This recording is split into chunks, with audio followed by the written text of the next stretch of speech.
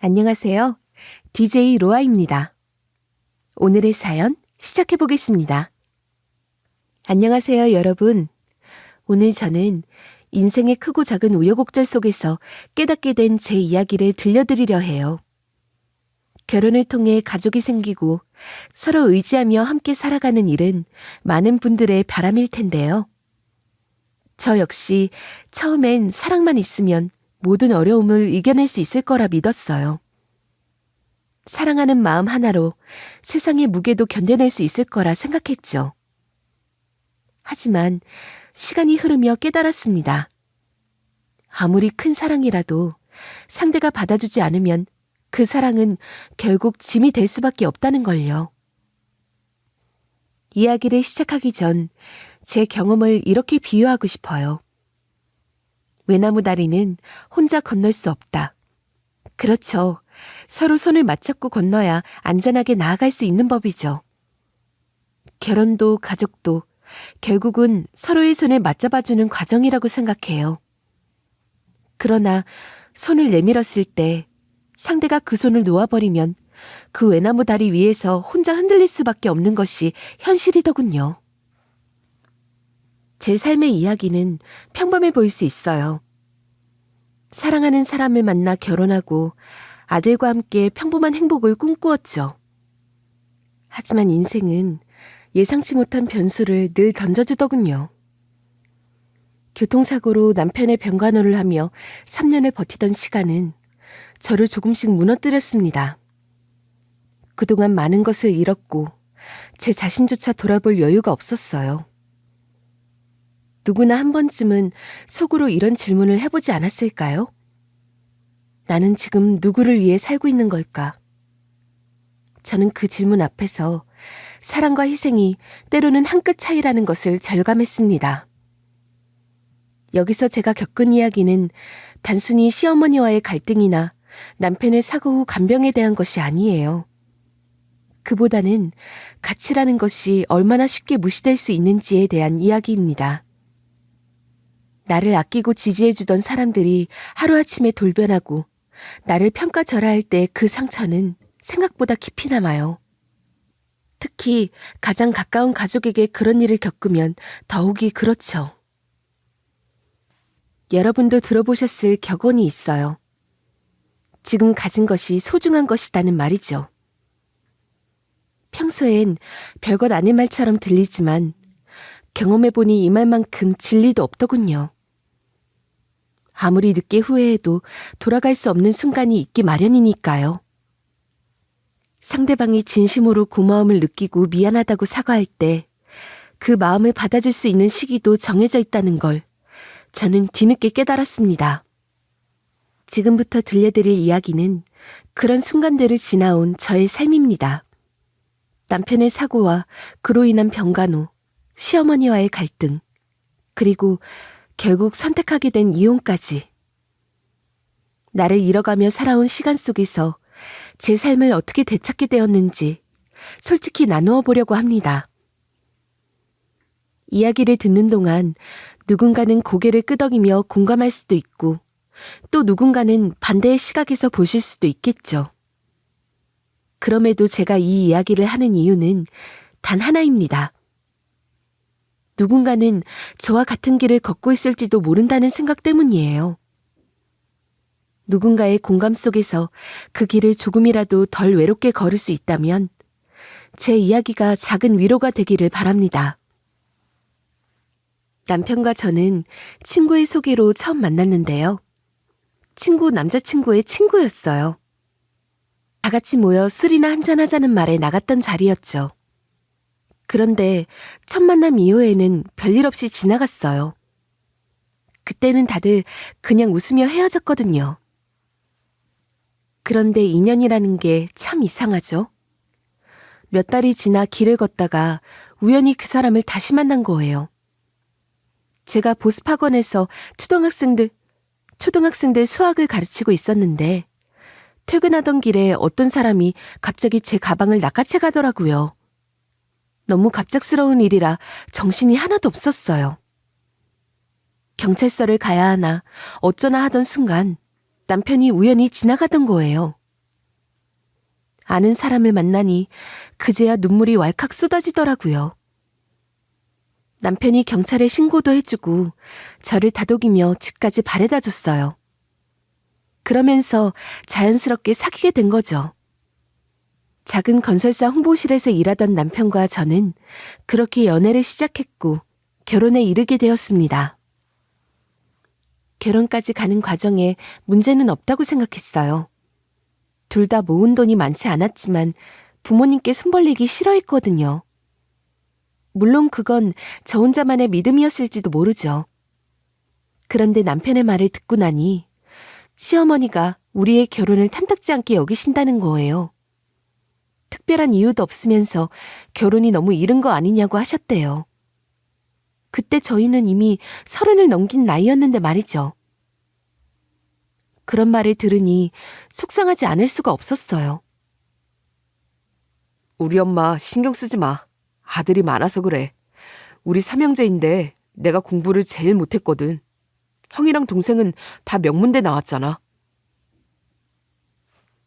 저는 외동이지만 남편은 삼형제 중 둘째였어요. 첫째 아주버님은 형님과 교사 부부였고 막내 도련님은 대학생이었죠. 그런데 시어머니께 처음 인사드리러 갔을 때 하신 말씀이 남편이 제일 공부를 못했다고 하시더군요. 남편이 서울에 있는 대학을 나왔는데도요. 그런 걸 못한 거라고 하시니 좀 이해가 안 되더라고요. 그래서 시어머니는 저에게도 별 기대가 없다고 대놓고 말씀하셨어요. 며느리 잘 보는 것도 다 아들들 나름이지. 둘째야 우리 집에서 제일 못났으니 너는 그냥 내 말 잘 듣고 따라만 해주면 돼. 알았지? 못나다뇨. 저는 남편이 제일 잘나 보이는데요.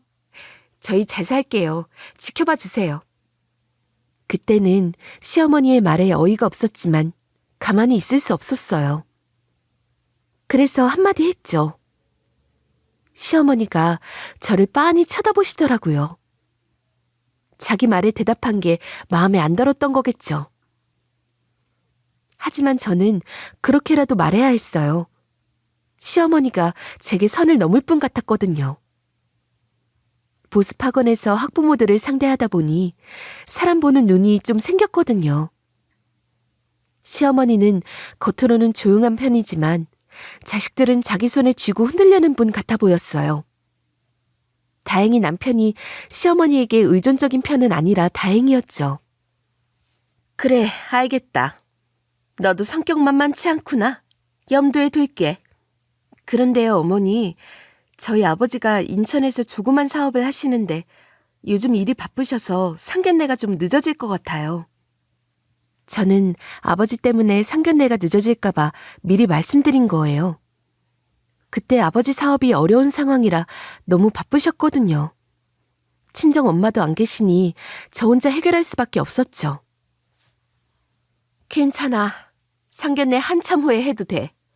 결혼 좀 늦는다고 대수냐? 상견례 뭐 그렇게 번거롭게 해. 그 말에 결혼에 전혀 관심이 없다는 걸 느낄 수 있었어요.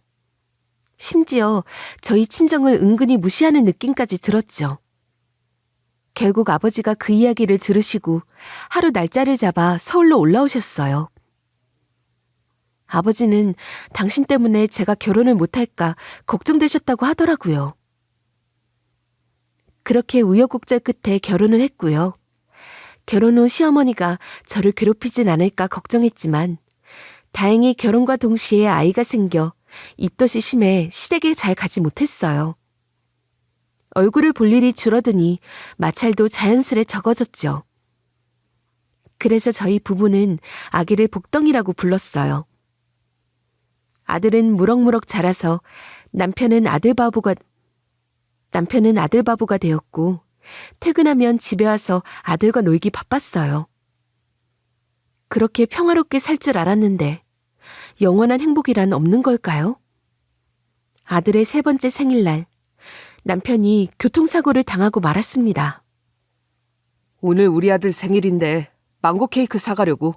조금만 기다려. 아들이 좋아하는 망고 케이크를 사러 가던 길에 남편이 3중 추돌 사고를 당한 거예요. 가해자가 엑셀의 브레이크로 착각해 후미를 들이받으면서 난 사고였다고 하더군요. 병원에서 전화가 걸려오자마자 저는 정신없이 뛰어갔어요. 수술 중이라는 전광판을 보는데 정신이 아득해지더라고요. 평소 믿지도 않던 신께 간절히 기도까지 했어요.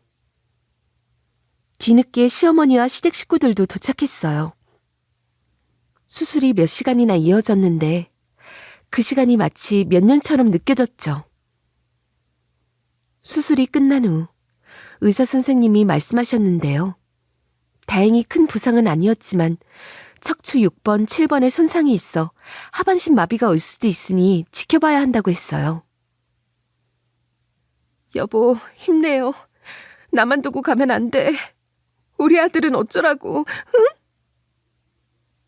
일주일 동안 중환자실에서 사경을 헤매다 남편이 깨어났어요. 저는 정말 간절하게 기도했거든요. 제발 눈만 떠달라고요. 문제는 허리 아래 감각이 없다는 거였죠. 며칠 동안 눈앞이 깜깜했어요. 평생 하반신 불구로 살아야 할 남편의 인생을 생각하니 암담했거든요. 그래도 다행히 신경 손상이 아니고 일시적인 마비 상태라고 하더라고요. 그래서 재활 치료가 필요하다는 거였어요. 저는 기쁜 마음으로 어떤 시련이 와도 함께 헤쳐나가겠다고 다짐했어요. 그런데 남편을 돌보는 일이 생각보다 힘에 부치더라고요. 어린 아들까지 있어서 남편이랑 아이를 동시에 돌봐야 했으니까요. 사고 초기엔 남편 신경이 제대로 돌아오지 않아 제가 먹이고 씻기고 다 해야 했어요. 말은 쉽죠. 처음에는 남편 배변을 처리하고 나면 저도 밥이 안 넘어가더라고요. 하지만 제가 안 하면 누가 하겠어요?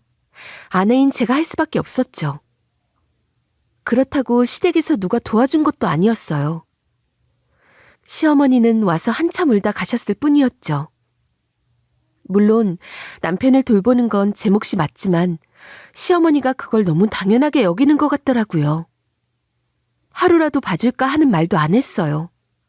아니면 간병인을 쓰라며 돈이라도 좀 보태주셨으면 얼마나 좋았을까요? 2년 동안은 사고 보험금으로 생활했지만 시간이 지날수록 그마저도 부족하더라고요. 아이를 돌봐줄 것도 없으니 상주 베이비시터라도 써야 했고요. 그런데 돈이 없었어요. 결혼 후 바로 임신해서 직장을 그만둬서 다시 취업하기도 어려웠어요. 그때 남편이 저를 붙잡더라고요. 곁에 있어달라고요. 병원비와 생활비는 계속 나가는데 수입은 없으니 점점 어려워졌어요. 그때 친정아버지가 전세를 정리하고 서울에 있는 자기 집으로 오라고 하셨어요. 아버지는 인천에서 소규모 건설업을 하셨는데 직원이 회사 돈을 횡령하고 도망가서 고생 중이었거든요. 당장은 돈이 없으니까 우리 집에 와서 있어도 돼. 아버지는 지방 내려가야 해서 집이 비거든. 결국 저는 전세금을 빼서 병원비와 생활비로 썼어요. 아버지는 가끔 서울에 오셔도 손주를 보느라 제대로 쉬지도 못하셨죠. 2년간의 재활치료는 금전적으로도 정신적으로도 정말 힘들었어요. 보다 못한 친정아버지는 이제 간병인을 두고 제 삶을 돌보라고 하셨죠. 남편 상태가 좋아져 일상으로 돌아갈 준비를 해야 한다고 의사도 말했어요. 그래서 남편이 집으로 돌아오면 직장을 구하기로 결심했어요. 여보, 돈이 필요해서 내가 일하려고. 오전에는 내가 있을 테니 오후에는 요양간호사를 써야겠어. 남편은 미안한지 말없이 고개를 끄덕였어요. 다행히 이제 혼자 화장실에 갈 수 있고 밥도 도와주면 먹을 수 있을 정도가 됐거든요. 제가 24시간 곁에 있는 것도 중요하지만 남편이 돌아올 집도 준비해야 하고 아들 제이도 돌봐야 하더라고요. 이제 5살이라 손이 더 많이 가거든요. 그래서 저는 학원에 다시 나가기로 했어요. 오후 1시부터 7시까지 일하면 오전엔 남편 면회를 가고 밤엔 제이와 함께 잘 수 있었죠. 그때 시어머니에게서 연락이 왔어요. 도련님이 결혼을 계획 중이라면서요. 그게 저랑 무슨 상관인가 싶었는데 급해서 제 일을 며칠만 맡아달라고 했더니 시어머니는 화를 내기 시작하셨어요. 우리 아들 재활해야 하는데 네가 없으면 되니? 직장은 왜 다니니? 다닐 길이나 돼?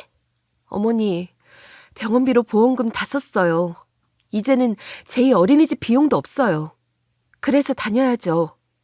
오죽하면 저희 전세금을 뺏겠어요? 그동안 연락 한 번 없으시고 관심도 없으셔서 그렇지 저희 정말 힘들었어요. 너는 맨날 남 핑계만 대는구나. 마누라가 간호해야지. 이렇게 밖으로 싸돌아다니는 게 말이 되니? 그 순간 저도 모르게 목소리가 높아졌어요. 아니, 싸돌아다니는 거라뇨. 직장 다니는 게 놀러 다니는 것도 아닌데 말이에요. 어머니, 그러면 돈은 누가 벌어요? 제발 그렇게 말씀하지 마세요. 내가 이래서 없는 집안 며느리는 싫은 거야. 나도 허리가 안 좋아서 아들이 아픈데도 아프단 소리도 못하고 지내는데 네가 일 그만두고 제 일을 돌보면 되잖아. 친정 재산도 없는데 엄마도 없으니 아휴 정말 미치겠다. 이렇게 말씀하시고는 전화를 끊으셨어요. 그 순간 제 눈에 눈물이 핑 돌았어요. 없는 집안이라뇨. 그런 시모는 있는 집안인가요? 신혼집 마련할 때도 시모는 500만 원 보태주시고 아주버님은 300만 원 보태셨죠. 그때 저희 아버지는 없는 돈을 긁어 모아 3천만 원을 보태주셨고요. 그래서 신혼집 전세 명의는 제 이름으로 되어 있어요. 전세금 6천만 원 중 제 돈만 4,500이 들어갔는데 무슨 없는 집안이라고 모진 소리를 하시는 건지 이해가 안 됐어요.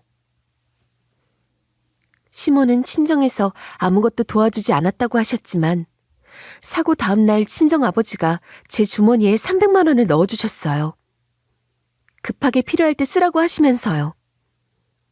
그런데 시모는 아무것도 안 도와주신 채로 친정 이야기를 하신 게 정말 미웠어요. 그렇게 저는 혼자 전전긍긍하며 간병과 육아를 병행했어요. 3년이 지나 남편이 어느 정도 회복되어 퇴원을 앞두게 되었을 때는 정말 기뻤어요. 3년간의 병원 생활을 마치고 드디어 집으로 돌아갈 수 있다니요. 남편과 함께 그 기쁨을 나눈 후 친정 아버지에게 전화를 드렸어요. 다음날 아침 일찍 병원으로 오셨죠. 진짜 축하한다. 내 집이지만 너희 집이라고 생각하고 편하게 살아. 난 당분간 지방에서 일해야 할 것 같아. 마음 푹 놓고 이 집에서 쉬거라. 아버지는 저희를 꼭 안아주시고는 지방으로 가는 길에 제게 영양제라도 사 먹으라며 10만 원을 쥐어주셨어요. 거절했지만 제 얼굴이 수척해졌다며 끝까지 안쓰러워하셨죠. 아빠 일 잘 마무리되면 우리 딸 보약도 지어줄게. 이젠 이 몸도 좀 챙겨라. 3년 병간호 얼마나 힘들었니? 저는 알겠다고 했지만 가슴속에서 뜨거운 무언가가 올라오더라고요.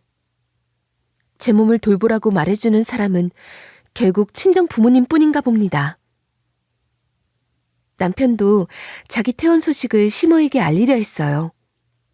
저는 시모와 대면하기 싫었지만 어쩔 수 없죠. 아니나 다를까 남편 퇴원을 앞두고 시모에게 연락이 왔어요. 손주와 남편도 볼 겸 저희 친정에 오겠다는 거였죠. 남편이 퇴원 준비를 위해 며칠씩 집에서 자고 갔거든요. 저는 일부러 저녁 늦게 오시라고 했어요. 6살이 된 제이는 태권도, 피아노, 미술학원을 다녀야 해서 밤 9시쯤 되어야 집에 들어가거든요. 마침 제가 다니는 보습학원 건물에 이런 학원들이 다 모여 있어서 제이를 돌보는 게 수월했어요. 늦은 밤, 제이를 데리고 집으로 돌아가던 중 시모에게서 전화가 왔어요. 저희 친정집에 이미 도착하셨다는 거예요. 남편이 먼저 도착해 문을 열어드린 모양이었어요.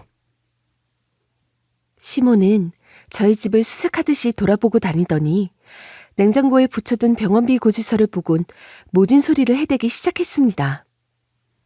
세상에, 너 돈 본다고 그날 일을 치더니 이 고지서 밀린 것 좀 봐. 친정에서는 진짜 땡전 한 푼도 안 주시는 거냐?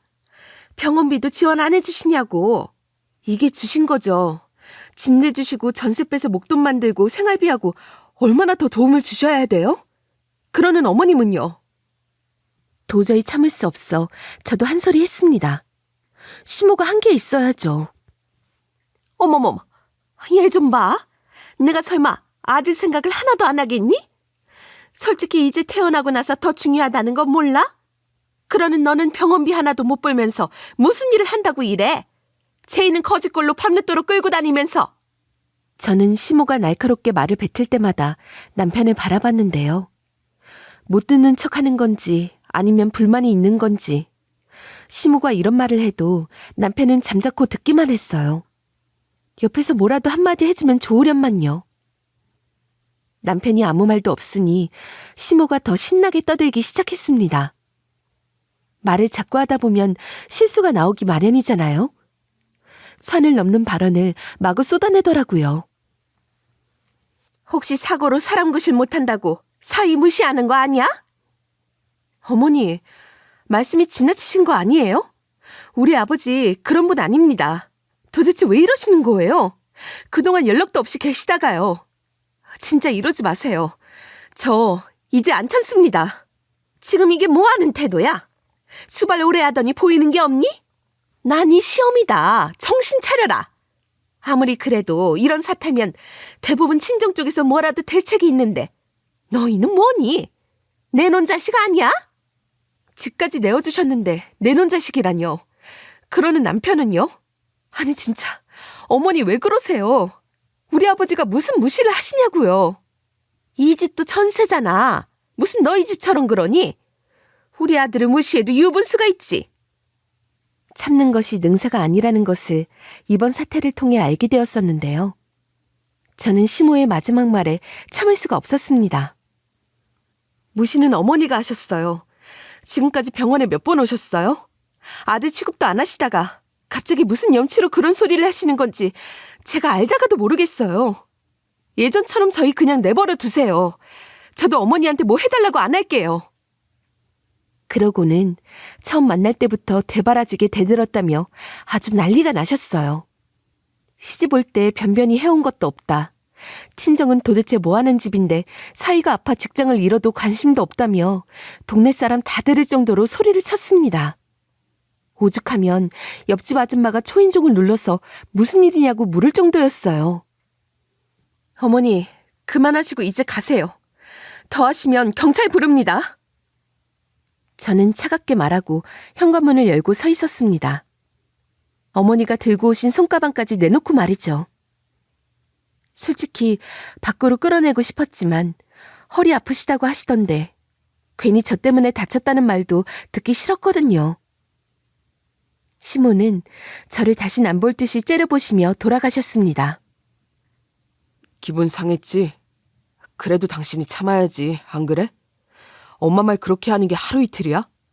당신 수고했다고 오셨는데 나도 한마디 하려는 거 더 커질까 봐 참은 거야. 당신도 참아. 이번에는 당신도 오버했어. 내가 뭘 잘못했는데. 난 진짜 당신 봐서 참은 거야. 더 이상 이야기하지 말고 얼른 차요. 남편에게 오히려 제가 한 소리 들었습니다. 진짜 아프지만 않으면 남편과 크게 싸울 판이었는데요. 더 이상 아픈 사람에게 모진 말도 하기 싫었어요. 그렇게 한바탕 소동을 끝으로 남편은 퇴원하게 되었습니다. 아직 걸음은 어눌하게 걸어도 일상생활에 큰 지장은 없었어요. 하지만 후유증은 몇 년이 지나도 나타난다고 하니 괜히 겁이 나더라고요. 병원에서 나왔다고 몸이 완벽하게 좋아진 것이 아니라서 집에서 좀 더 머물면서 몸을 관리하기로 했어요. 그래서 저는 학원에 본격적으로 나가게 되었죠. 아무리 아파도 집에 남편이 있으니 마음이 한결 편하긴 했어요. 집에 아빠가 있으니 밝아진 것은 우리 아들이었습니다. 그렇게 시간을 보내고 있는데 시모한테서 연락이 왔습니다. 다신 안 볼 것처럼 하고 가셨는데 최는덕스럽게 저한테 전화하는 거 있죠? 너희들 그동안 수고했다. 만나서 저녁이나 먹자꾸나. 전에 일은 다 잊고 말이다. 시모는 제가 그동안 수발로 지쳐서 신경이 날카로운 것까지 이해해 주신다는 겁니다. 어이가 없었어요. 누가 누굴 이해하나요? 그러니 저도 모든 걸 잊고 다시 잘 지내주면 좋겠다고 하시는데 싫다고 하려다 진짜 남편 얼굴을 봐서 참았습니다. 나이 40도 안 된 남자가 집에서 가만히 있으니 점점 말수도 적어지고 기가 죽어가고 있었거든요. 제가 자꾸 시모와 부딪히면 남편도 의기소침해지니까 제가 넘어가야지 어쩌겠어요. 제이도 할머니가 보고 싶다고 그러고 저만 넘어가면 될 일이었어요. 속이 상하는 건 어머니는 저한테 사과 한마디 없으면서 자기 집으로 오라고 했습니다. 그래서 그런지 집에 가겠다는 대답이 나오지 않더라고요.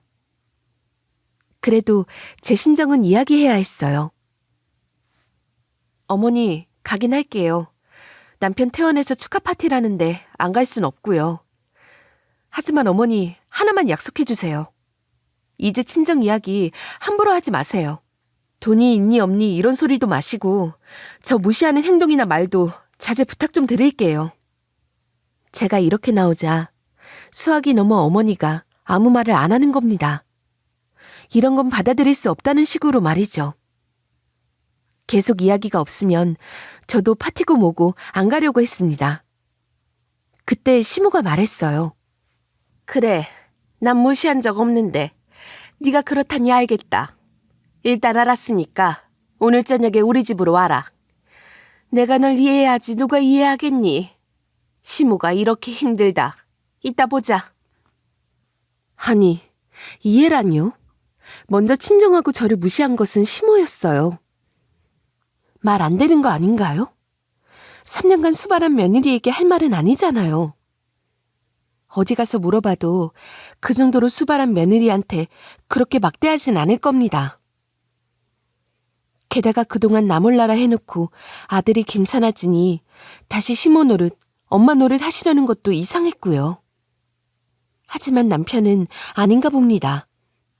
오랜만에 자기 본가에 간다고 들떠 보였어요. 퇴원 후에도 늘 의기소침하고 힘이 없던 남편이라 저는 입을 닫고 말았습니다. 남편마저 이해라는 단어를 썼어요. 엄마가 이렇게 나오는데 저보고 이해하라면서 시댁으로 가자고 했습니다. 어쩌겠어요. 시모를 영원히 안 보고 살 수도 없는데. 저는 억지로 아이를 데리고 남편과 함께 시댁으로 향했어요. 알고 보니 작년에 도련님의 결혼이 파토가 난 모양이더라고요. 이유는 남편도 모른다고 하지만 혹시 시모가 재수없게 말한 탓이 아닌가 싶었어요. 은근히 깔보면서 말하는 태도가 있으니까요. 그런데 이번에 다시 결혼할 상대를 구해왔다고 하더라고요. 이번에는 형도 오고 동생도 결혼할 사람 온다고 하니 당신이 참아. 알겠지? 오히려 저를 단속하는 남편은 발걸음도 가볍게 본가 초인종을 눌렀습니다. 정말이지 이게 시집살이인가 싶더라고요. 속에서 천불이 나도 참고 견뎌야 할까요? 아무튼 집에 도착하니 시댁 식구들이 다 모여 있었습니다. 형님네 아이들부터 도련님의 여자친구까지 말이죠. 표정 관리가 안 돼도 억지로 웃는 척했어요. 형님이고 아주버님이며 도련님까지 그동안 수고했다는 말 한마디 겨우 하더라고요. 병원에 잘 오지도 않고 도와주겠다고 연락도 없었으면서 말이에요. 하지만 남편은 달랐습니다. 오랜만에 가족들을 보니 기운이 나는지 표정이 밝아졌어요. 형제나 가족이라는 것이 그런 게 아니겠어요? 보기 전에는 밉다가도 막상 얼굴을 보면 어제 만난 사람처럼 웃고 떠들고 하잖아요. 형님도 저를 반갑게 맞아주시면서 아들 제이가 많이 컸다고 하더라고요. 다들 편안하게 지낸 얼굴이라 갑자기 제가 속이 상하더라고요. 남편과 저만 세월을 정통으로 맞은 듯한 모습이라 말입니다. 그렇죠. 3년간 병원에 있던 사람이나 3년간 미친 듯이 몸을 혹사한 저나 몰골이 말이 아니더라고요. 하지만 이런 것보다 더 저를 비참하게 만든 건 시모의 태도와 말이었습니다. 집에서 먹으면 번거로우니 근처 호텔 식당으로 예약했다. 내가 사는 거니까 다들 맛있게 먹어라. 둘째도 태어났으니 우리 자주 모이자꾸나. 시모의 말이 떨어지자 시댁 식구들은 하나둘 밖으로 나가더라고요. 저는 제이에게 화장실을 다녀오라고 말했어요. 저도 갈차비를 서두르자 가족들이 빠져나간 것을 보고서 어머니께서 저에게 다가와 이상한 말을 하기 시작했습니다. 이따 택배 올 거야. 둘째 한약이니까 잘 받아둬라. 병원보다 집에서 관리가 더 중요한 법이야. 애들하고 집 잘 보고. 이렇게 말하고 나가려는 걸 현관 앞에서 제가 막아섰어요. 그게 무슨 말씀이세요? 저는 집에 있으라고요? 호텔이라서 애들은 가기 좀 그래. 제이랑 애들 좀 보고 있어. 첫째네 애들은 중학생이니 학원 숙제도 있고. 아니, 남편 퇴원 축하한다고 모이라 해놓고 저는 안 가도 되나요? 지금 뭐 하시는 거예요? 저는 화가 나서 손발이 다 덜덜 떨리더라고요. 아니, 이게 무슨 행포입니까? 오기 싫은 며느리를 기껏 불러놓고 넌 집이나 지키라고 하다니요. 이렇게 저를 괴롭히려고 부른 건가 싶었는데요. 시모는 제 생각을 알았는지 기함할 소리를 해대기 시작했습니다. 축하 파티에 네가 왜 오니? 네가 뭘 했다고? 내 아들 혼자 두고 회사 다닌다며 싸돌아다니고 그랬으면서. 그동안 내 아들이 그 모양이라 나도 아무 말 안 했는데 이젠 아들도 퇴원했으니 너도 며느리 도리 하거라. 오늘은 집에서 애들 보는 게 네 역할이야. 이렇게 말하고 신발을 신고 현관으로 나가버리셨어요. 남편도 뒤따라 나오면서 하는 말에 저는 그제야 제가 3년 동안 가치도 없는 짓을 했구나 싶었습니다. 어차피 가서 이렇게 엄마랑 싸울 거면 그냥 집에 있어. 맛있는 거 시켜 먹으면 되잖아. 나도 불편해. 내가 참으라고 몇 번을 말했니? 진짜 짜증난다, 짜증나. 이렇게 말하고 나가버리는 겁니다. 중요한 것은 남편의 태도였습니다. 남편은 몸이 회복되면 될수록 시모와 가까이 지냈어요. 시모가 남편이 완쾌되면 일자리라도 알아봐준다고 했거든요. 그렇다고 이렇게 간호했던 마누라를 버려두고 혼자 가서 무슨 파티를 한다는 건가요? 제가 기저귀까지 갈아줬는데 이제 와서 불편하다는 소리라니 저는 기가 막혔습니다. 그 길로 제이를 데리고 집으로 돌아왔습니다. 거기에 더 있다가는 머리가 돌아버릴 것만 같았어요. 아이를 겨우 재워놓고 식탁 앞에서 망연자실 앉아 있었습니다. 도대체 어디서부터 잘못된 건지 알 수가 없는 노릇이었어요. 그동안 남편 수발 들면서 짜증 한 번 낸 적이 없었어요. 힘들지 않았기 때문이 아니라 제가 짜증내면 남편이 속상할까봐 참아낸 거였거든요. 그러다 냉장고에 붙여둔 월간 달력이 눈에 들어왔습니다. 그제야 제 처지를 알게 되었어요. 한 달 빼곡하게 남편의 운동, 재활 스케줄, 병원 검진 일정이 적혀 있었어요. 다른 날짜에는 아들의 학원이나 어린이집 스케줄이 적혀 있었죠. 이번 달에 제 생일도 있었지만 저는 표시조차 하지 않았더라고요. 그렇게 3년 넘게 제 삶은 하나도 없이 남편과 아들 위주로 살아온 사람이 저라는 걸 깨달았습니다. 그때 아버지로부터 연락이 왔습니다. 아까 선물을 보냈는데 제가 집에 없어 옆집에 맡겨두고 왔다는 거였어요. 서둘러 가보니 명함 케이스 안에 여러 장의 명함이 있었습니다. 그걸 보고 나니 저는 더 억장이 무너지는 것만 같았어요. 그 순간 저는 결심했습니다. 남편의 짐을 싸기 시작했습니다. 이 남자와는 단 하루도 더 살고 싶지 않았어요. 짐을 다 싸고 짐가방을 끌고 시댁으로 다시 갔습니다. 늦게까지 축제라도 즐기는지 아무도 없었고 중학생 조카들은 이미 잠들어 있더군요. 짐가방을 현관 앞에 아무렇게나 쌓아두고 남편의 재활 스케줄이 적힌 종이를 붙여놓고 나왔습니다. 그리고 시모에게 문자로 사진 한 장을 보냈어요. 바로 아버지께서 주신 명함이었습니다. 남편에게는 이혼하겠다는 문자를 보냈어요. 그 명함과 문자를 본 심오한 남편은 득달같이 전화가 오더군요. 하지만 저는 받지 않았습니다. 그들이 당장 이쪽으로 찾아올까봐 자는 제이를 뒷좌석에 태우고 아버지가 계신 인천으로 출발했습니다. 가는 동안에도 남편과 심호의 전화와 문자는 쉴 새 없이 왔습니다. 어디냐? 당장 이야기하자. 아까는 미안했다. 아주 난리가 났더라고요. 왜 그런지 아십니까? 그동안 저를 무시하던 심호와 남편의 태도가 돌변한 이유는 바로 그 명함 때문이었어요. 잠시 차를 멈추고 아버지와 통화를 했습니다. 내가 그동안 일하느라 말을 못했는데 이제 우리 회사가 정상화되었어. 7년 동안 죽으라고 고생을 했더니 이제 아파트 계약도 마무리됐고 상황이 좋아졌어. 사위랑 너한테 회사 물려주려고 죽을 힘을 썼다.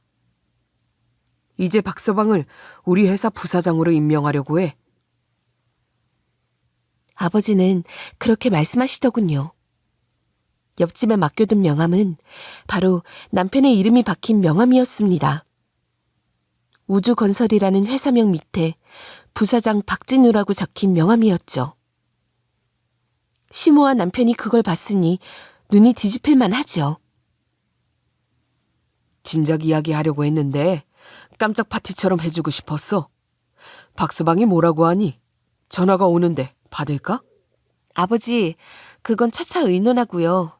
저 지금 아버지 인천집에 거의 다 왔어요. 남편 전화는 받지 마세요. 아시겠죠? 저는 아버지께 남편 전화를 받지 말고 제가 도착할 때까지 기다려달라고 했습니다. 갑자기 차가운 말투로 부탁하니 아버지는 놀라신 듯 했어요. 하지만 알겠다고 하시며 전화를 끊으셨습니다. 남편하고 시모는 지금쯤 어떻게 하고 있을까 생각하니 속이 조금은 시원해졌어요. 아버지 회사가 오랜 고생 끝에 입찰에 성공해서 작은 규모지만 10동 정도 아파트를 짓기 시작했거든요. 그동안 회사를 어렵게 만들던 횡령한 사람도 잡았고 얼마 돈도 돌려받았기 때문이었죠. 그걸 모르던 시모와 남편이 은근히 저를 무시했겠죠. 예, 어디니? 이거 뭐니? 어? 도대체 뭐야? 아니, 이런 게 있으면 진즉 말하지. 전화 받아. 지금 집으로 간다. 당신은 왜 이래? 이런 일이 있으면 이야기해야지. 저는 그 문자들에 실소가 새어나왔어요. 명함 한 장에 사람들이 이렇게 달라지다니요. 솔직히 아버지 사업 이야기를 미리 했으면 큰일 날 뻔했다는 생각이 들었어요. 사람들의 실체를 파악하기 어려우니까요. 아마 시모 집에 쌓인 자신의 짐을 보고 남편이 뭔가 알아차리길 바랐던 거겠죠.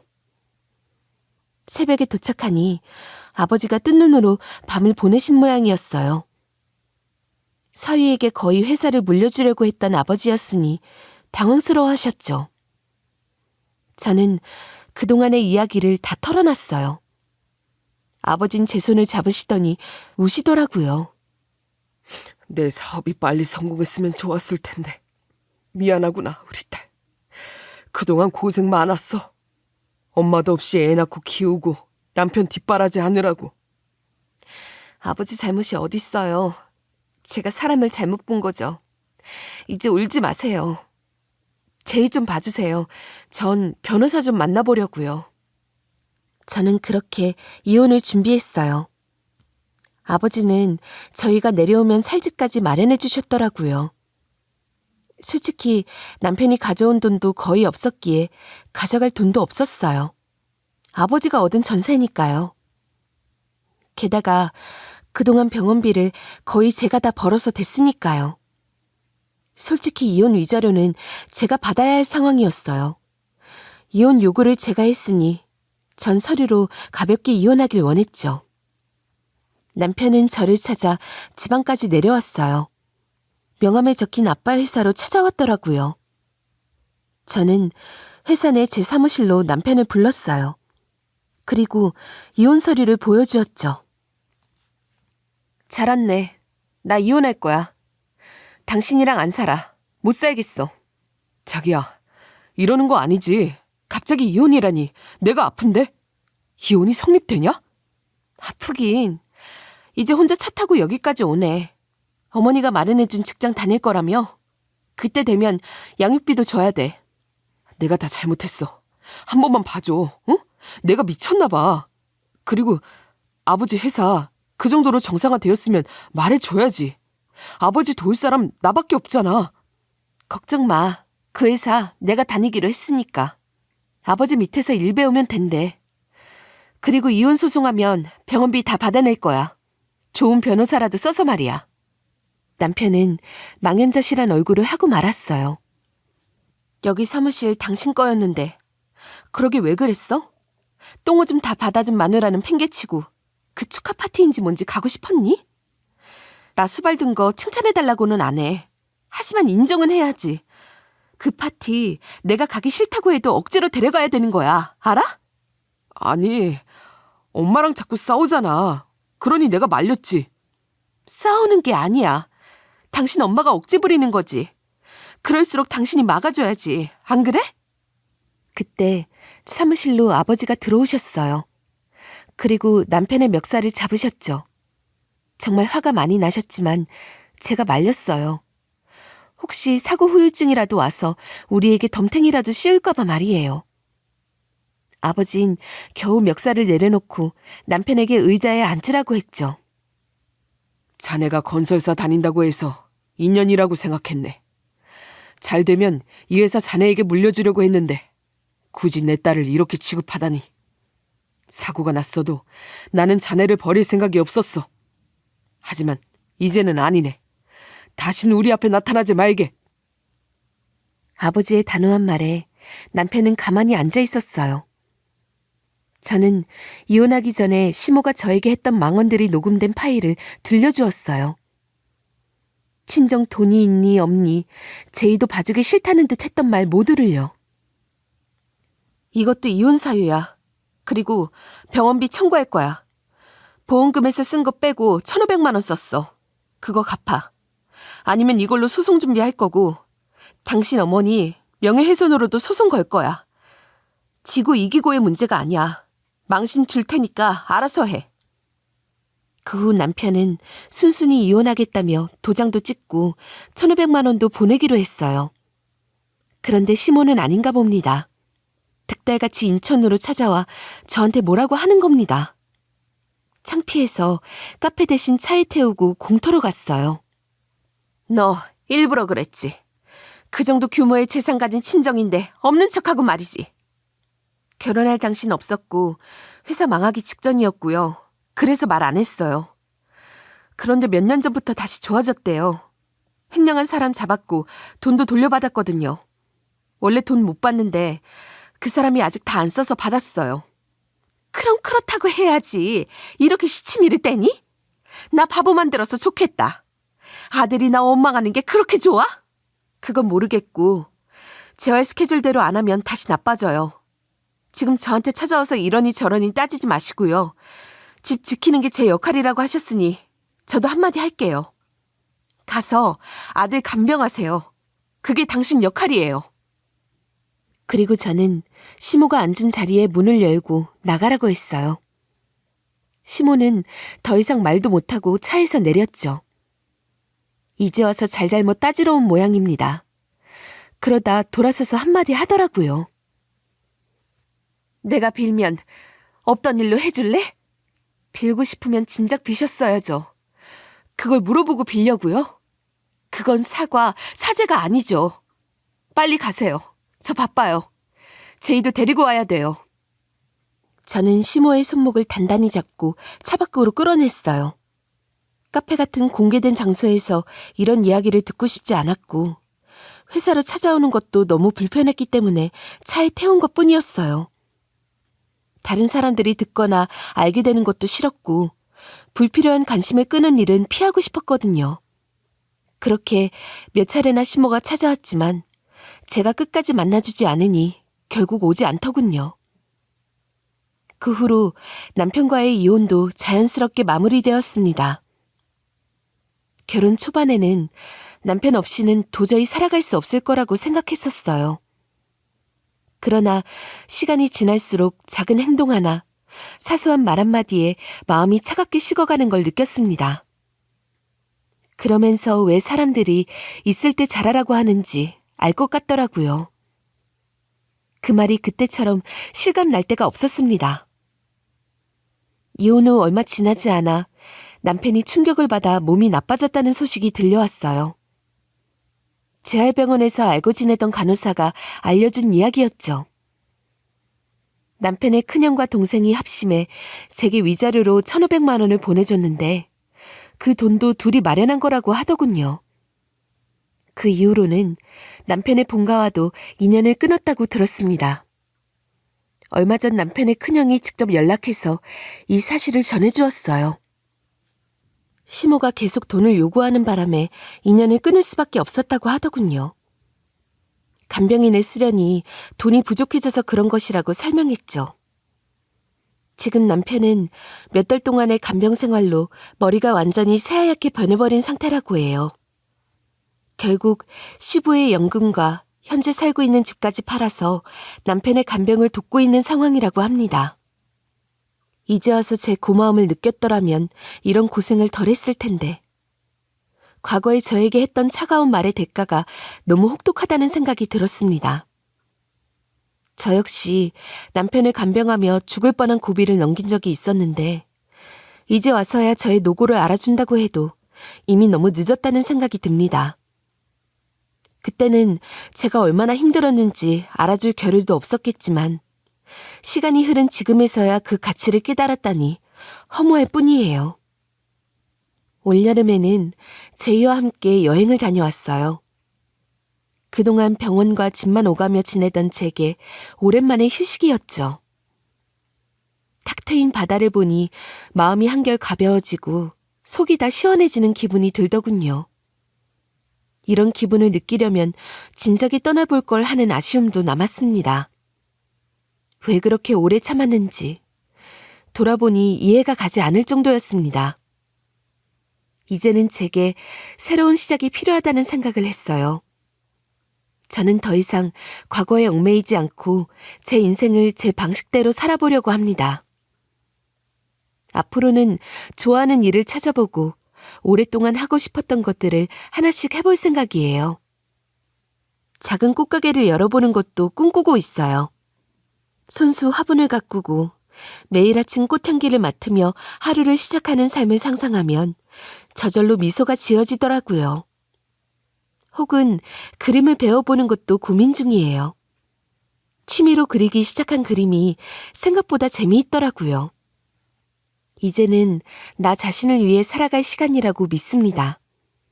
저를 위한 투자와 행복을 찾아가는 게 저의 목표예요. 제이와 함께 앞으로도 자주 여행을 다니고 소소한 일상 속에서 행복을 찾으며 살아가고 싶어요.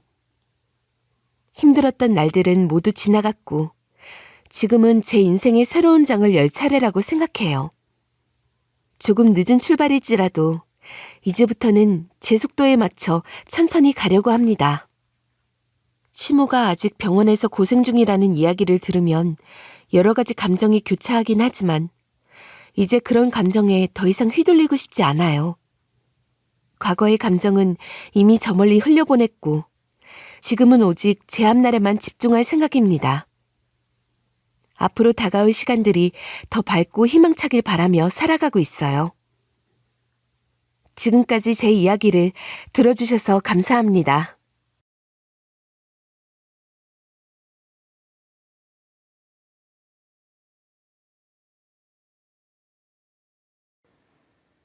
안녕하세요. DJ 서영입니다. 오늘의 사연 시작해 보겠습니다. 안녕하세요. 저는 분당에서 새로운 인생을 시작한 30대 후반 여성입니다. 고아가 된 지 1년째라 부모님 생각에 베개를 적시는 날도 있지만 나중에 제가 부모님을 뵙는 날 부모님은 저를 보며 잘했다고 칭찬해 주실 걸 알기에 여태까지 제가 한 행동에 대해서는 후회하지 않습니다. 두 분이 한날 한시에 떠나신 것은 아니었어요. 저희 아버지를 보낸 지 1년밖에 되지 않았거든요. 저희 아버지는 제가 어떤 행동을 하는 것보다 직장을 다니는 모습을 보는 걸 제일 좋아하셨어요. 자식이 사회의 일원이 되어서 돈을 벌어온다는 의미뿐만은 아니었습니다. 더 많은 의미가 내포되어 있었죠. 저희 어머니는 제가 20대 초반일 때 세상을 떠나셨거든요. 벌써 8년 전이지만 아직도 생생한 기억들이 있어요. 사람들이 왜 그렇게 암에 걸리면 절망하고 무서워하는지 알겠더라고요. 완치되는 사람들도 많았기에 저희 어머니도 다시 건강해질 거라고 생각했어요. 그런데 저희 어머니에게는 그런 기적은 일어나지 않았습니다. 병원에서 투병 생활을 시작한 지 1년도 채 못 채우시고 어머니는 눈을 감으셨습니다. 그 뒤로 아버지는 혼자 저를 키우셨어요. 제가 첫 출근을 하게 된 날, 아버지는 새벽부터 일어나 제 아침상을 차려주셨습니다. 간단하게 먹고 나간다니까 뭘 이렇게 많이 차렸어. 아빠 오늘 잠 못 잔 거 아니야? 너 첫 출근인데 든든히 먹여야지. 이래야 나중에 엄마 볼 낯이 있지. 아빠 혼자 나 이렇게 키워줬는데 이런 거 안 해줘도 아빠는 엄마 볼 낯 있어. 너희 엄마가 있었으면 날밤 꼬박 새서 진수성찬해줬을 거야. 그렇게 저는 아버지의 자랑인 딸이었고 그런 기대에 부응하기 위해 저 역시 하루하루 최선을 다해 열심히 살았어요. 그래서 아버지가 병원에 입원하셨을 때에도 이를 악물고 직장 생활을 버텼죠. 퇴근하면 늘 아버지한테 가서 오늘 몸 상태는 어떠신지 여쭤보고 말동무가 되어드리고 집으로 오곤 했었죠. 저희 아버지는 정말 대단하신 분이었어요. 제가 퇴근해서 오는 시간에 맞춰 면도도 하고 깔끔하게 계셨었거든요. 내가 그냥 편하게 있으라고 했잖아. 몸도 안 좋은데. 나는 너희 엄마랑 똑 닮은 거 알지? 그래서 사람들이 너 볼 때마다 엄마 혼자 너 낳은 것 같다고 했을 정도였어. 그러니까 아빠도 멋지게 하고 있어야지. 그래야 나중에 엄마한테 한 소리 안 들어. 또 그 소리야? 나중에 엄마가 아빠한테 뭐라고 하면 내가 엄마한테 아빠 혼내지 말라고 할게. 아빠가 먼저 가서 엄마랑 못 보낸 시간 보내고 있을 테니까 너는 아주 천천히 와. 걱정돼서 한 소리 하면 아버지는 매번 장난을 치며 얼버무리곤 하셨어요. 그렇게 3년을 퇴근하면 아버지가 계신 병원으로 향했죠. 남들은 그 긴 세월을 어떻게 버텼냐고 하지만 저에게는 너무 짧은 시간이었어요. 누군가 저에게 다시 그때로 돌아갈 수 있다고 한다면 저는 망설이지도 않고 그렇게 해달라고 빌었을 거예요. 그런데 하늘은 야속하게도 저에게 하나 남은 아버지마저 데려가 버렸습니다. 그렇게 장례식을 마치던 날 담담하게 마음 정리를 하고 있는 저에게 남편이 웃으며 다가오며 건넨 한마디에 저는 마음속으로 내린 결심을 행동할 수 있게 되었습니다. 상속은 얼마나 받는지 알아봤어? 내가 너무 힘들어서 그래. 남편은 제 앞에서 너무 힘들었다고 하면서 푸념을 하는데 들을수록 기가 막혔어요. 저희가 결혼 준비할 때만 하더라도 아버지는 건강하셨어요. 남편과 결혼 허락을 받으러 집에 왔을 때 남편은 32살이었고 그 당시 중소기업에서 월급 350 정도 받는 직장인이었습니다. 저 역시 회사를 다니고 있었고 남편보다 20만 원 적은 돈을 월급으로 받고 있었죠. 둘이서 600 이상 벌었으니 생활에 부족함이 없기도 했었고 심지어 저희 결혼할 때 아버지가 집도 마련해 주셨어요. 요즘에는 신혼부부 대출도 잘 되어 있고 모은 돈도 있어서 우리 힘으로 집 마련할 수 있어. 대출 받아야 하는 거잖아. 아빠 혼자서 어차피 돈 쓸 곳도 없어. 그리고 너희가 힘들게 돈 벌어서 대출금만 갚는 거 보면 마음 안 좋을 것 같아서 그래. 이렇게까지 안 해줘도 되는데.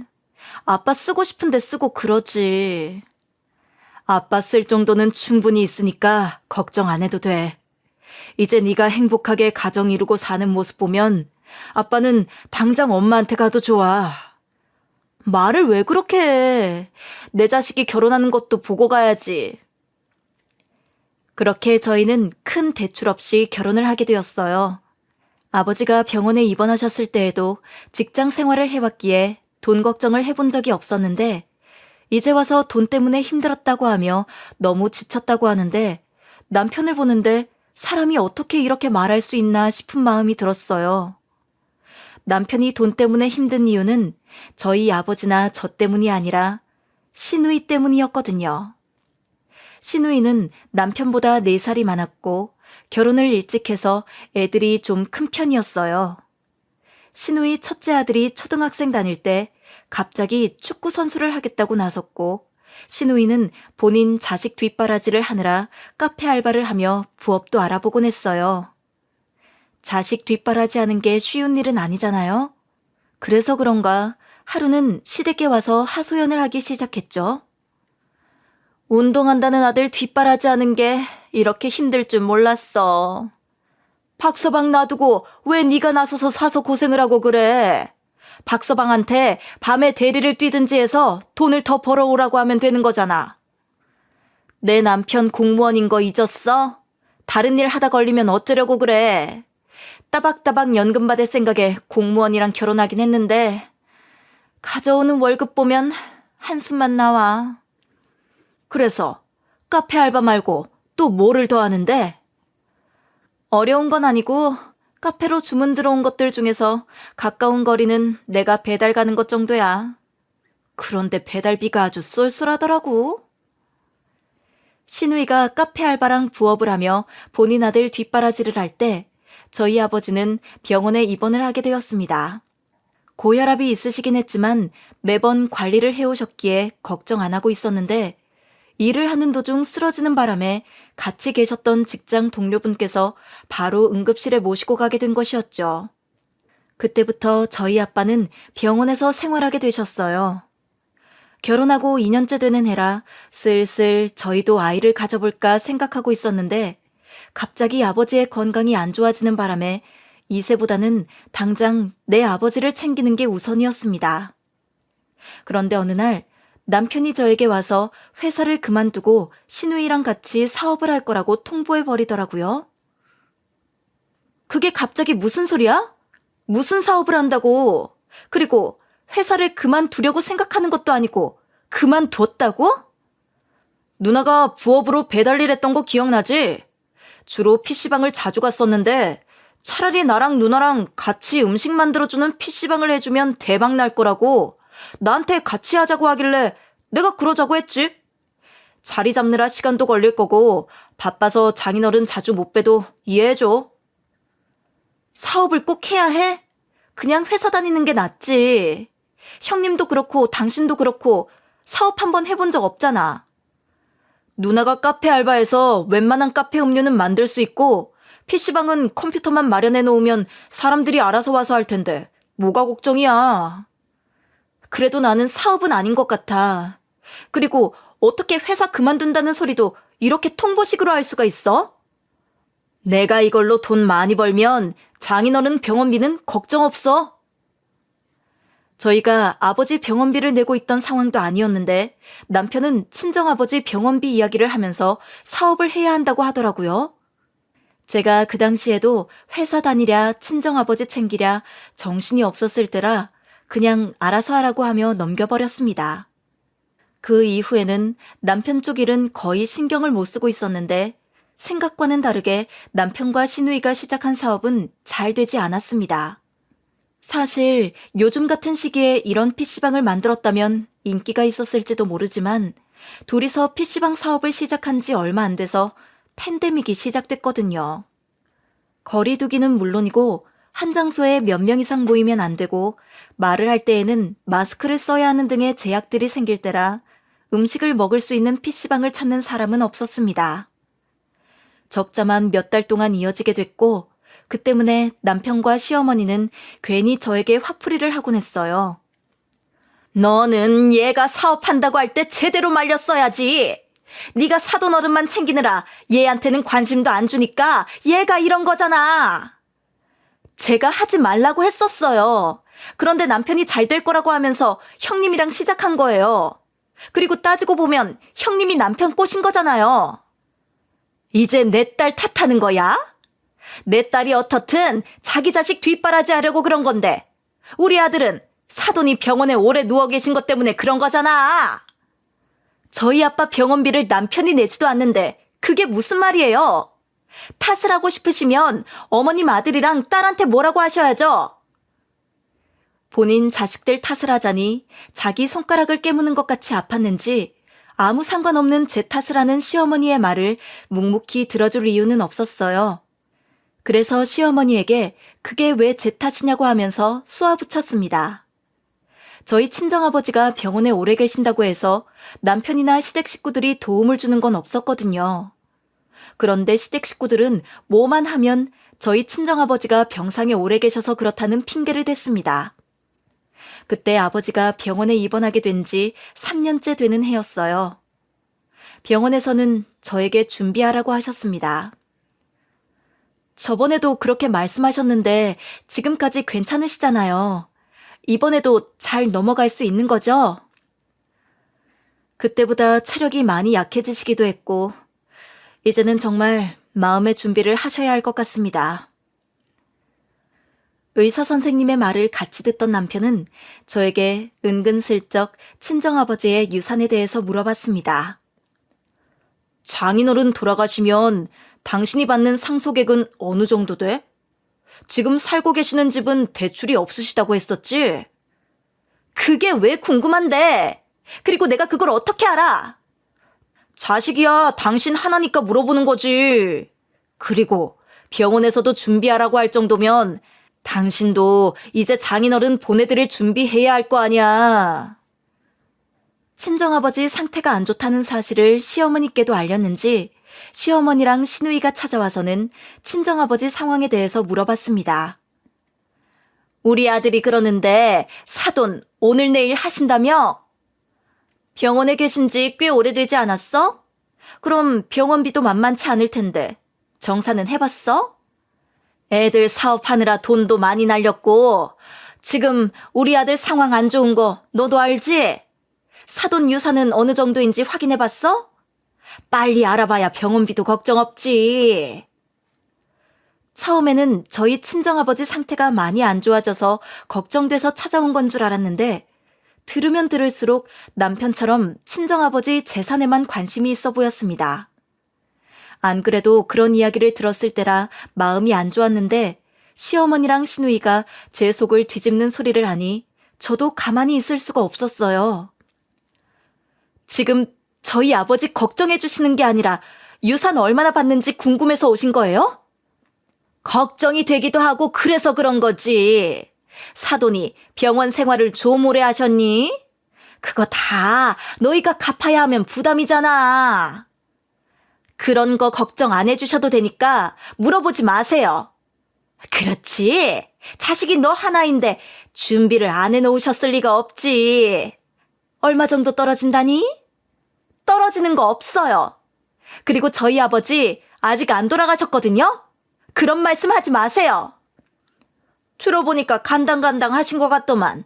너는 걱정해줘도 난리니? 아휴, 이러니까 어린 나이에 부모를 다 잃지. 심성 좀 곱게 써라. 시어머니와 시누이를 집에서 내보내고는 남편을 잡았어요. 저에게 이렇게 와서 얘기할 수 있었던 이유는 남편이 시어머니에게 저희 친정아버지 상황을 흘렸기 때문이 뻔했으니까요. 당신이 어머님한테 뭐라고 얘기를 했길래 나한테 오셔서 돈돈거리시는 건데? 아, 이번에 장인어른 병원 다녀왔다고 하면서 조만간 가실 것 같다고 말씀드렸거든. 우리 아버지가 먼저 눈 감는다는 게 너희한테는 좋은 일이냐? 무슨 말을 그렇게 해? 걱정돼서 그런 거잖아. 남편은 제가 예민한 거라고 했지만 아무리 생각해도 화가 가시질 않더라고요.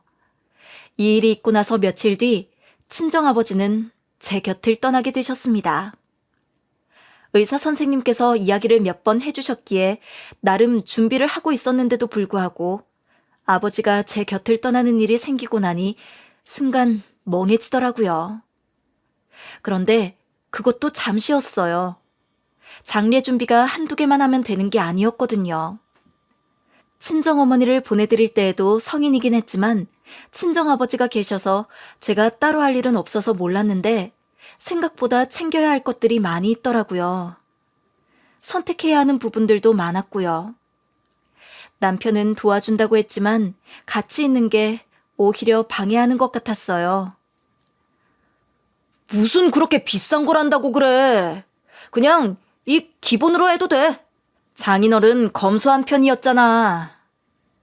가시는 길이라도 좋았으면 해서 그런다. 왜? 그리고 당신이 언제부터 우리 아빠한테 관심을 보였다고 이 난리야? 당신 지금 너무 감정적이야. 그래서 내가 도와주려고 그러는 거지. 괜히 헛돈 쓰면 안 되잖아. 내가 당신 돈으로 우리 아빠 장례식 한다고 했어? 당신 돈 하나 안 쓸 거니까 신경 쓰지 마.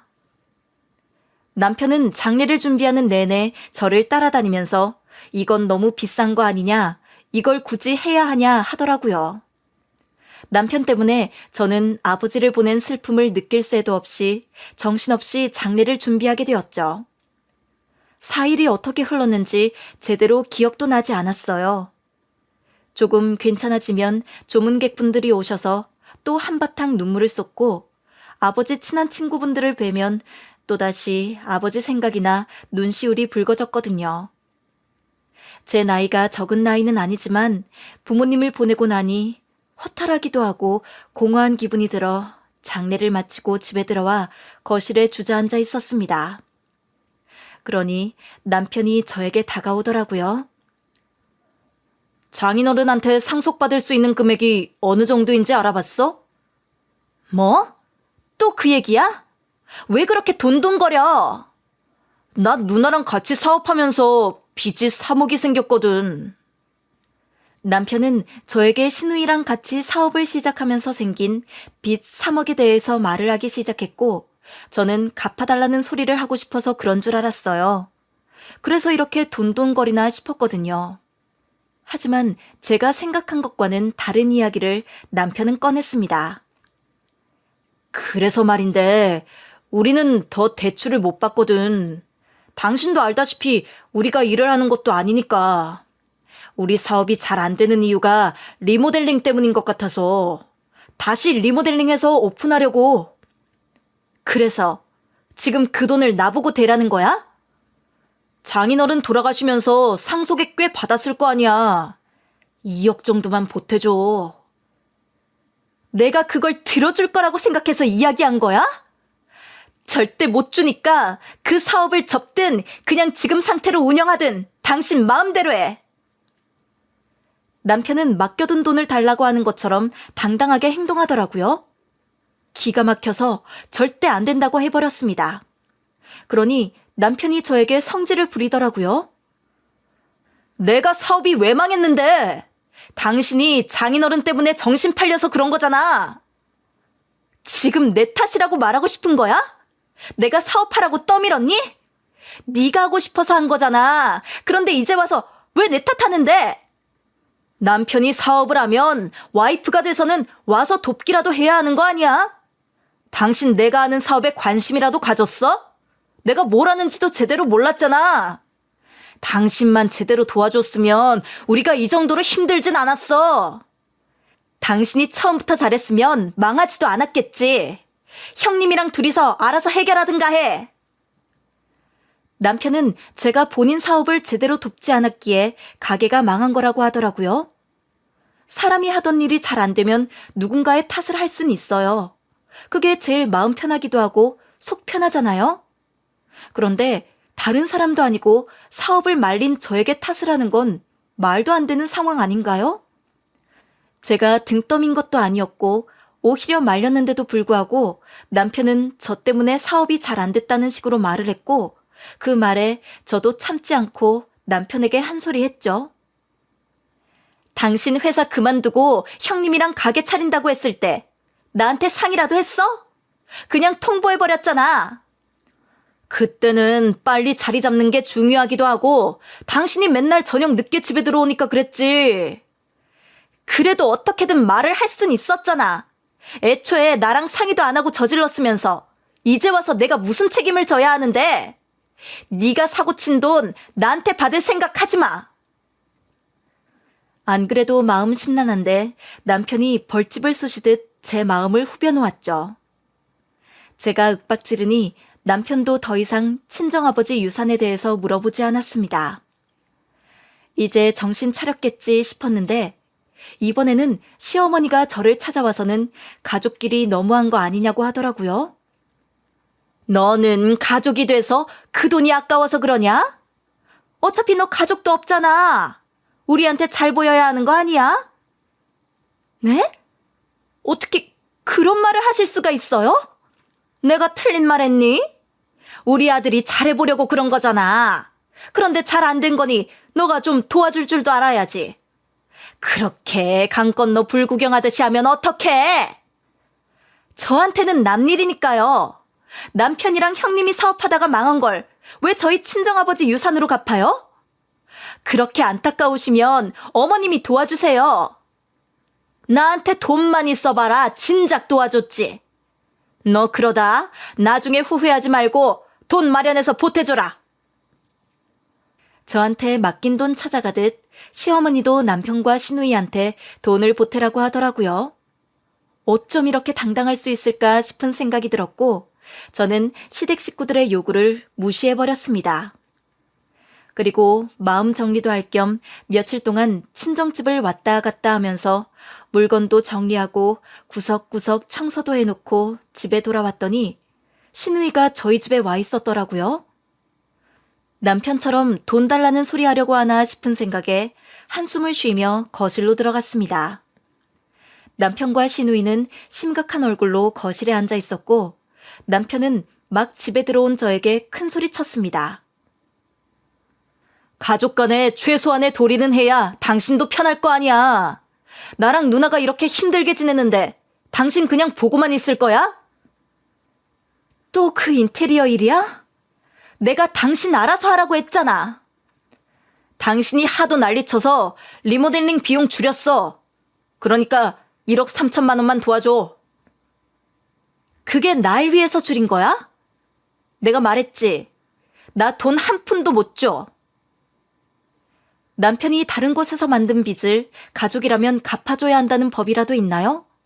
그게 도대체 왜 가족 간의 최소한의 도리인지도 모르겠지만 남편은 인심 써주듯이 말을 했고 그 모습에 저는 온갖 정이 다 떨어졌습니다. 남편이 친정아버지가 살아계실 때 자주 찾아뵙고 잘했더라면 제가 이렇게 하지도 않았을 거예요.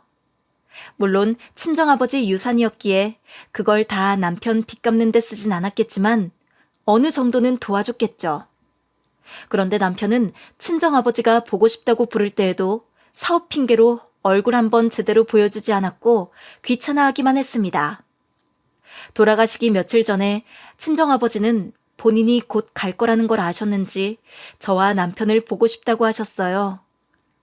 상태가 좋았을 때였다면 저도 남편에게 한번 같이 가자고 권유 정도만 했을 테지만 그때는 예상치 않다는 생각이 들어 남편에게 같이 가자고 얘기했었죠. 당신 우리 아빠 병원에 가서 제대로 인사 한번 드린 적 없잖아.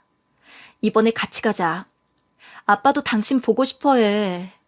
그리고 이번이 마지막이 될 수도 있는 거잖아. 나 사업하느라 정신없다고 했잖아. 이따가도 일하러 나가야 해. 하루 온종일 있으라는 것도 아니고 12시간 정도만 같이 있는 거잖아. 그 정도도 못해? 그리고 요즘 그 사업 잘 되는 것도 아니라며. 그런데 뭘 그렇게 가 있어. 잘 안 되니까 내가 가서 자리라도 지켜야 할 거 아니야. 와이프가 돼서 그렇게 내 속을 뒤집어야겠어? 내가 여태까지 당신한테 아버지 병원 같이 가자고 이렇게까지 말한 적 있어? 병원에서도 마음 준비하라고 했잖아. 그러면 당신이 먼저 나서서 병문안 가야 하는 거 아니야? 내가 사업 시작할 때 말했지. 사업 시작하게 되면 장인어른 못 챙겨드릴 거라고. 그리고 딸인 당신 얼굴 보는 게 좋지. 사위인 내 얼굴 보셔서 뭐 하겠어. 당신만 다녀와. 남편은 3년 동안 친정아버지 병문안 한 번 온 적 없었고 마지막이라고 생각하는 그 순간에 친정아버지 부탁도 들어주지 않았습니다. 정말 일이 바쁜 거라면 이해라도 해보겠지만 친구들 만날 건 다 만나고 동창회도 다니곤 했었거든요. 아픈 장인어른 보는 게 불편할 순 있지만 돌아가실 날 얼마 남지 않은 장인어른이 얼굴 보고 싶다고 하면 보여줄 수 있는 건 아닌가요? 일을 시키는 것도 아니었는데 친정아버지 병실 한 번을 안 가더니 이제 와서 친정아버지 유산을 탐내는 남편을 두고 볼 수 없었습니다. 1억은커녕 돈 한 푼 주는 게 아까웠거든요.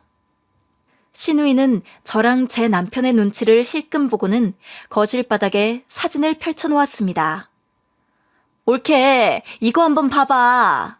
우리가 너무 PC방처럼 꾸며놔서 사람들이 많이 안 온 것 같더라고. 그래서 이제는 유명한 카페들처럼 꾸며놓으려고 그러는 거야. 봐봐. 아니요. 제가 봐서 뭘 알겠어요. 하시고 싶으시면 둘이서 사업 시작했을 때처럼 둘이서 알아서 하세요. 신우이가 보여준 사진은 한눈에 봐도 유명한 카페들이었습니다. 이 사진을 찍으려고 서울 유명한 카페는 다 다녔다고 하며 저에게 도와달라고 애원하기 시작했습니다. 우리 둘이 할 수 있으면 그렇게 했지. 지금 상황이 안 좋아서 올케한테 도와달라고 하는 거야. 아버지 유산 정리는 해봤어? 장례식도 끝났잖아. 금액은 어느 정도 돼? 그게 왜 궁금하신데요? 그리고 저희 아버지 유산이랑 이거랑은 상관없는 것 같은데요? 가족 좋다는 게 뭐겠어. 힘들면 서로 돕고 사는 게 가족 아니겠어? 신우이의 말에 남편은 옆에서 바람잡기 시작했습니다. 둘이서 무슨 말을 했는지는 모르겠지만 어찌됐든 저한테서 친정아버지의 유산을 받아낼 목적이었던 것 같아 보였죠. 누나가 이번에는 더 많이 알아보고 그랬어. 그러니까 당신이 어느 정도는 도와줘야지. 예전에는 장인어른 병원 다니는 것 때문에 못 도와줬어도 이제는 다르잖아. 당신한테 누나처럼 돌아다니면서 알아봐달라고 하지도 않아. 저번에는 내가 너무 단편적으로만 보고 시작한 것 같아서 잘 안 된 것 같더라고. 이제는 정말 잘해볼 수 있어. 이 리모델링도 진짜 사정사정해서 돈 깎은 거야. 옳게 한 번만 도와줘. 누나가 이렇게 말하는데 당신도 양심이 있으면 좀 도와줘야지.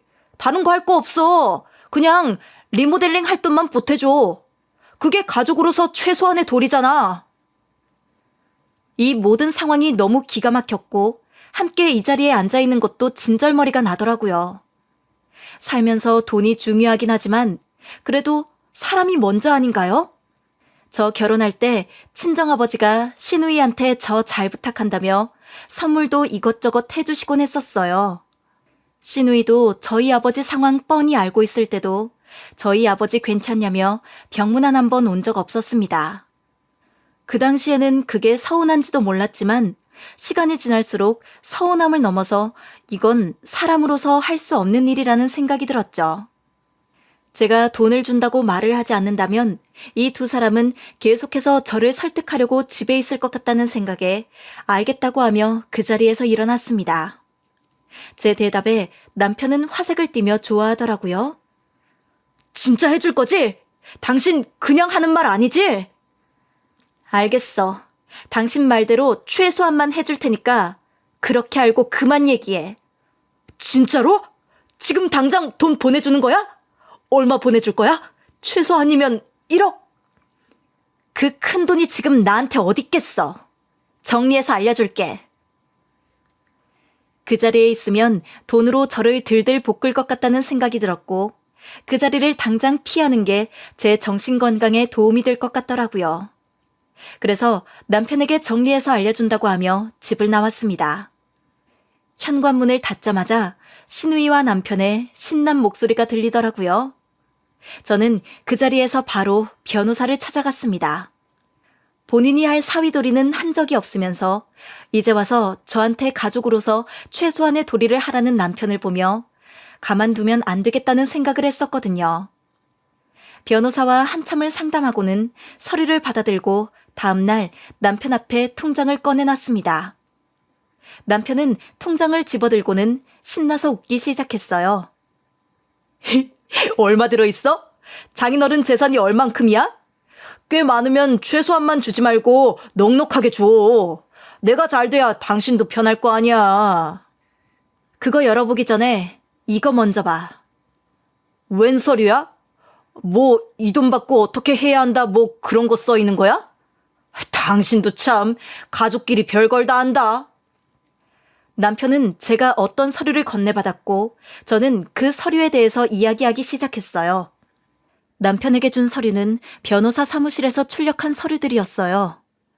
남편이 저 몰래 대출까지 받은 정황들을 확인했거든요. 한편으로는 내가 정말 친정아버지가 아픈 것 때문에 다른 걸 신경 못 썼구나 싶은 생각이 들었어요. 하지만 부모님이 상태가 안 좋은 상황에서 제정신을 차리는 자식이 몇이나 되겠어요? 남편과 시누이는 그 점을 노렸던 것이었죠. 남편에게 서류에 대해 설명하기 시작하니 남편 얼굴이 점점 굳어가기 시작했습니다. 당신 형님이랑 가게 한다고 돈 보낸 내역들이야. 네 주제껏 보냈어야지. 돈 없는 와중에 대출도 받았더라? 이건 어떻게 알고... 그리고 당신도 알잖아. 원래 사업이라는 게 그런 거야. 많이 투자해야 얻는 게 많은 거지. 이건 왜 가져와서 난리야? 돈 주면서 생색내고 싶은 거야? 사람 말을 끝까지 들어야지. 당신 이러면 재산 분할할 때 나한테 돈 더 줘야 돼. 그런데 합의 이혼으로 갈라서면 내가 위자료는 따로 안 받을게. 어떻게 할래? 이게 내가 해줄 수 있는 최소한이야. 남편은 제 말에 통장을 열어 확인해봤고 텅 빈 잔고와 제 입에서 나온 이혼 소리에 길길이 날뛰기 시작했습니다. 뭐? 이혼? 당신 이혼이 그렇게 쉬운 일인 줄 알아? 그리고 장인어른이 뭘 얼마나 남겼길래 이혼을 하겠다고 이래? 나 이혼 절대로 안 해. 너는 나한테 그런 식으로 해놓고 이혼 안 한다는 소리가 나와? 뭐? 당신한테 얘기 안 하고 대출 받은 것 때문에 이러는 거야? 내가 나 좋자고 그랬겠어? 다 장인어른 병원비 때문에 그런 거잖아. 남편은 또 저희 친정아버지 병원비 핑계를 대기 시작했고 저도 더 이상은 두고 볼 수 없다고 생각했습니다. 그래서 남편에게 준비한 이혼 서류를 얼굴에 던져버렸죠. 남편이 순순히 이혼해 줄 거라는 생각은 하지 않았지만 이 정도로 별로인 행동을 할 거라고는 예상하지 못했습니다. 그래서 저도 남편에게 고운 말이 나가지 않았어요. 너는 양심도 없냐? 내 마지막 아량이야. 내가 가져온 서류에 사인 안 하면 나 바로 이혼 소송 진행할 거니 그렇게 알아. 너 지금 나한테 돈 빌려주기 싫어서 이혼하자는 거야? 그럼 장인어른이 하늘에서 좋아할 것 같아? 야, 너 말 잘했다. 네가 우리 아빠 위해서 도대체 뭘 해준 게 있다고 매번 우리 아빠 핑계대는 건데. 장인어른 병원에 누워 계신 것 때문에 네가 우리 집에 신경 하나도 못 쓰고 나 사업하는 것도 안 도와줘서 이렇게 된 거잖아. 나 같으면 미안해서 장인어른 유산 정리하는 대로 돈 보내줬을 거야. 남편은 끝까지 저희 친정아버지만 잡고 늘어지더라고요. 그 모습에 변호사를 통해 준비하길 잘했다는 생각을 했습니다. 시누이와 남편이 집에 들어와서는 돈 달라고 할 때 변호사를 찾아서 이혼 소송을 준비하고 싶다고 하니 변호사분이 먼저 재산이 어느 정도 있는지 이것저것 물어보셨어요. 소송으로 들어가게 되면 재산을 확인할 수 있지만 대략 알고 있는 것으로 상담을 해주시겠다고 했거든요. 남편이 직장을 다닐 때에는 공용 통장을 만들어서 각자 돈을 넣어 사용하기도 했었는데 시누이랑 사업을 한다고 한 날 이후로는 저에게 생활비를 제대로 가져다 준 적이 없었어요. 어차피 저 혼자 생활하는 비용 정도는 월급으로도 충분했기에 남편에게 따로 돈 이야기는 꺼내지 않았어요. 괜히 제가 돈 이야기를 꺼내면 친정아버지 병원비에 쓰려고 물어보는 거냐고 난리칠 게 뻔했거든요. 그런데 둘이 공용 통장을 만들면서 공인인증서를 서로 공유했었거든요. 그래서 변호사 사무실에서 내역을 확인해 보게 되었습니다. 시누이 되시는 분께 꽤 큰 금액을 자주 보내셨네요. 알고 계셨나요? 아, 형님이랑 남편이랑 같이 사업을 하거든요. 그래서 그랬던 것 같네요. 그럼 왔다 갔다 한 목록이 있어야 하는데 보내기만 하셨거든요. 그리고 대출도 꽤 많이 받으셨네요. 집은 공동 명의이신가요? 아니요. 저희 아버지가 해주신 거라 집은 제 명의로 되어 있어요. 그나마 다행이네요. 아버님 유산은 재산 분할 목록에 들어가지 않으니 그 부분에 대해서는 걱정하지 않으셔도 되고 기여도에 따라서 재산 분할 비율이 정해지는데 지금 남편분은 생활비를 내신 게 하나도 없기에 재산 분할을 주장하실 수가 없어 보이네요. 심지어 대출도 많이 받았고 유책 사유 또한 남편 쪽에 있기에 위자료를 청구하실 수 있습니다. 변호사분의 설명을 들으며 남편의 통장 내역을 살펴보는데 그때의 일이 갑자기 떠올랐습니다. 친정아버지가 병원에 입원하시고 나서 얼마 안 돼서 남편이 갑자기 사업에 돈이 많이 들어간다며 남편 혼자 모으던 적금을 깼을 때였어요. 저도 어느 정도 돈은 들어갈 거라고 예상했었기에 남편이 갖고 있는 돈에 대해서는 터치하지 않았어요. 그런데 언제부턴가 저랑 같이 모은 돈에도 손을 대기 시작했죠. 큰 돈은 아니었기에 대수롭지 않게 생각하긴 했지만 그때부터 남편은 제가 친정아버지한테 돈 쓸까봐 미리 돈을 빼돌린 것이었어요. 그 당시에는 남편의 이런 파렴치한 생각을 알지 못했기에 돈이 없어진 사실을 남편에게 이야기했습니다. 당신 여기 있던 우리 돈 못 봤어? 내가 다른 곳에 놔둘 리가 없는데? 아, 그 돈? 사업 준비하느라 돈이 많이 필요해서 내가 가져다 썼어. 그런데 그 돈은 왜 찾아? 장인어른 병원비 보태려고? 아니, 이번에 이율 좋은 게 나왔다고 해서 거기에 넣으려고 했지. 당신은 그 돈을 쓰면 쓴다고 얘기를 해줘야 할 거 아니야. 당신 돈도 아니고 같이 모은 돈이잖아. 그때 너무 정신이 없어서 당신한테 말한다고 하고 잊어버린 거였어. 남편은 같이 모은 돈이 친정에 들어가게 될까봐 미리 빼돌리고 나서 저한테 이야기도 하지 않았습니다. 그리고 그 돈은 왜 찾는지 저한테 넌지시 물어보더라고요. 저희 친정아버지가 경제적으로 어려웠다면 남편이 이렇게 본인 돈을 사수하는 것을 이해해보려고 했을지도 모르지만 저희 친정아버지는 도움을 주셨으면 주셨지 저희한테 돈을 달라는 이야기는 꺼내시지도 않았어요.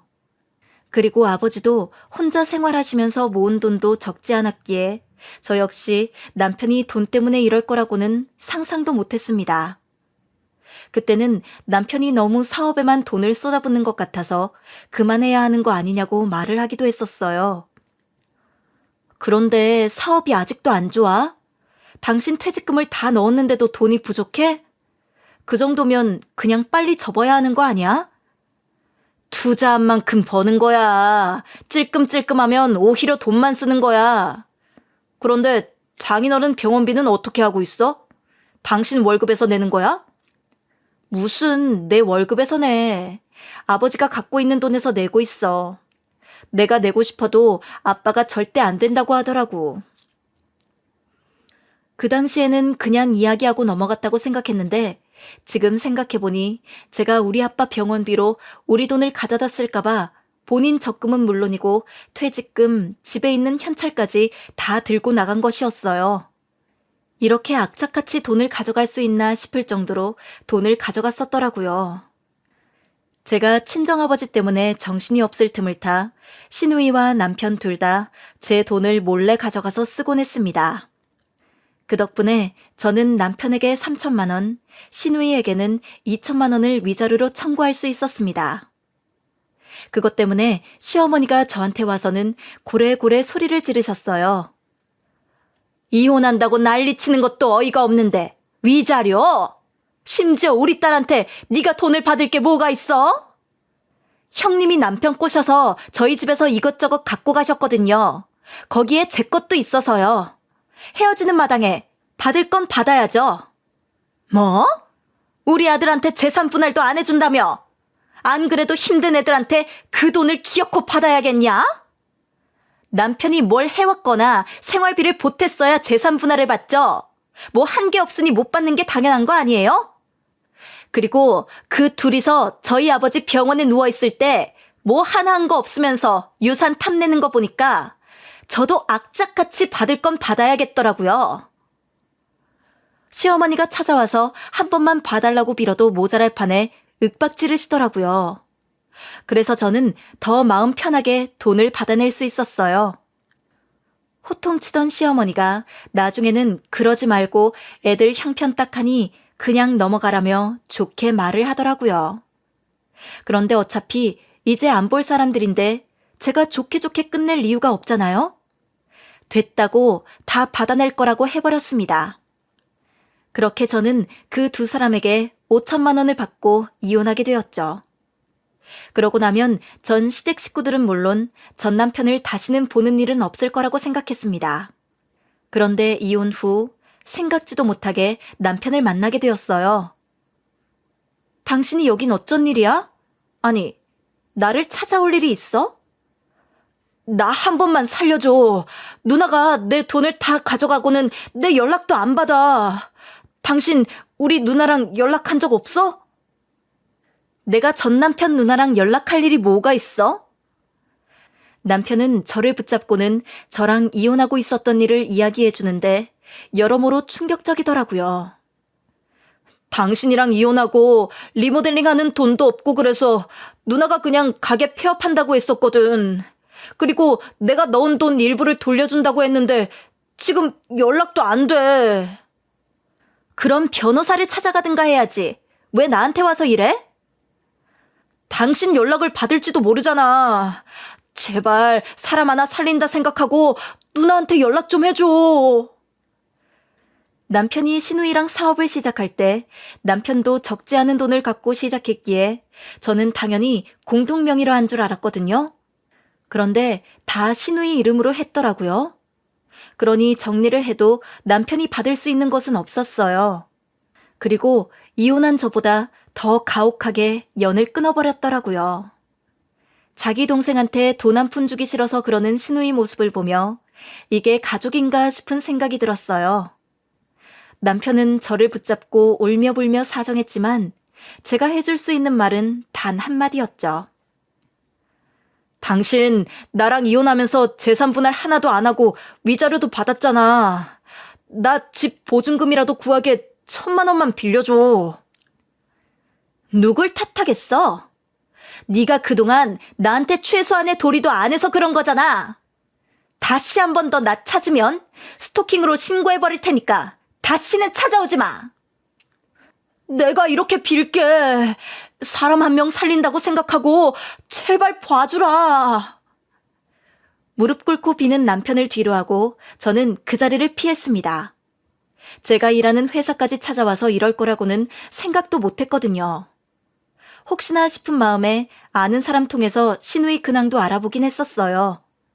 그런데 신우이는 동생 돈으로 다시 사업을 시작했더라고요. 알고 보니 신우이가 인테리어를 한다고 받으려고 했던 돈은 본인이 새로 사업을 시작하려고 그랬던 것이었어요. 제가 이혼하게 되면서 계획이 틀어져서 결국 전 남편이랑 하던 PC방을 정리하며 받은 돈으로 본인 사업을 하게 된 것이었죠.